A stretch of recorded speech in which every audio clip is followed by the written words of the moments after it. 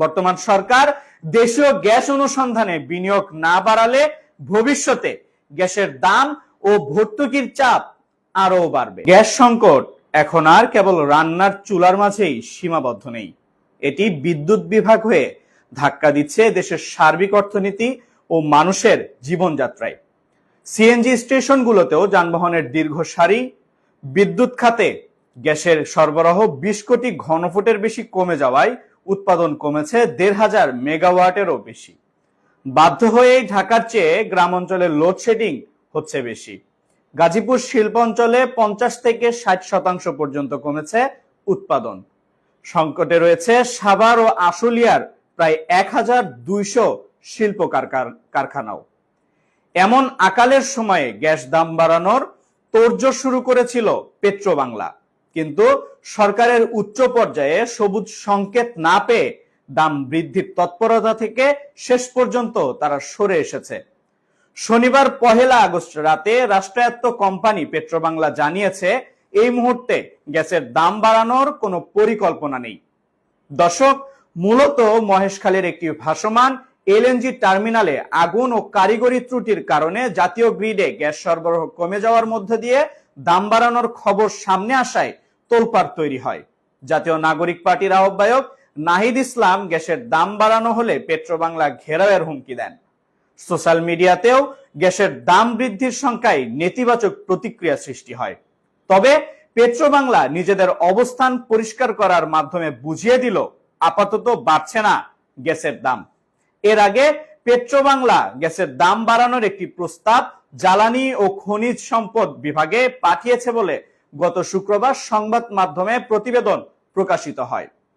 সেই প্রস্তাবে বিদ্যুৎ উৎপাদনে ব্যবহৃত গ্যাসের দাম প্রতি ঘনমিটার 25 টাকা এবং যানবাহনে ব্যবহৃত সিএনজির পাম্প মূল্য 65 টাকা করার কথা বলা হয়। যদিও প্রস্তাবের বিষয়ে কিছুই বলা হয়নি পেট্রোবাংলার বিজ্ঞপ্তিতে। উদ্বেগের মধ্যেই অবশ্য একটি সুখবর দিয়েছে রাষ্ট্রায়ত্ত এই কোম্পানিটি। মহেশখালীতে আগুনে পুড়ে যাওয়া এক্সিলারেট এনার্জির ভাসমান এলএনজি টার্মিনালটি মেরামতের কাজ চলছে পুরোদমে। বিদেশি কোম্পানি আগুনে ক্ষতিগ্রস্ত টার্মিনালটির মেরামতে কোনো ঝুঁকি নিতে চায় না, কারণ ছোট ঘটনা থেকে বড় দুর্ঘটনা হয়ে গেলে বিশাল আর্থিক ক্ষতির মুখে পড়তে হবে। এজন্য মেরামতের সময় বেশি লাগছে। গত কয়েকদিন এটি বন্ধ থাকায় জাতীয় গ্রিডে প্রতিদিন 450 মিলিয়ন ঘনফুট গ্যাসের সরবরাহ কমে গেছে।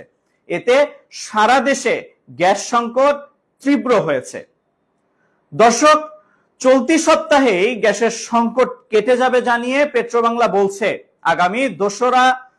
আগামী 2 থেকে 3 দিনের মধ্যে টার্মিনালটির একটি ইউনিট চালু হবে। তখন 250 থেকে 300 মিলিয়ন ঘনফুট সরবরাহ বৃদ্ধি পাবে। তারপরের সপ্তাহে 2টি ইউনিট থেকে আগের মতো গ্যাস সরবরাহ করা সম্ভব হবে। পেট্রোবাংলার তথ্য অনুযায়ী দেশীয় গ্যাসের তুলনায় আমদানি করা এলএনজির ব্যয় কয়েক গুণ বেশি।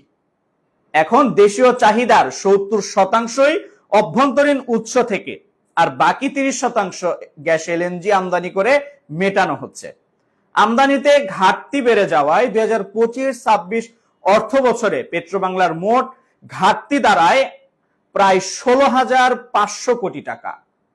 বিপরীতে সরকার ভর্তুকি দিয়েছে প্রায় 14,600 কোটি টাকা। দিন দিন দেশীয় উৎস থেকে গ্যাস উৎপাদন কমছে। আগামী কয়েক বছরে আমদানির পরিমাণ দ্বিগুণ হয়ে যেতে পারে এমন পূর্বাভাস রয়েছে। এই অবস্থায় বিদেশি উৎস থেকে কেনা দামের কাছাকাছি দাম নির্ধারণ করে সরকারের ভর্তুকি কমানোর বিকল্প নেই।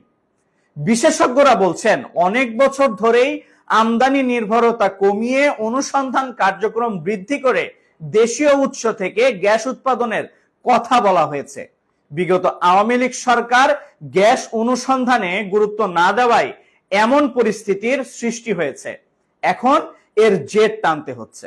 বর্তমান সরকার দেশীয় গ্যাস অনুসন্ধানে বিনিয়োগ না বাড়ালে ভবিষ্যতে গ্যাসের দাম ও ভর্তুকির চাপ আরো বাড়বে।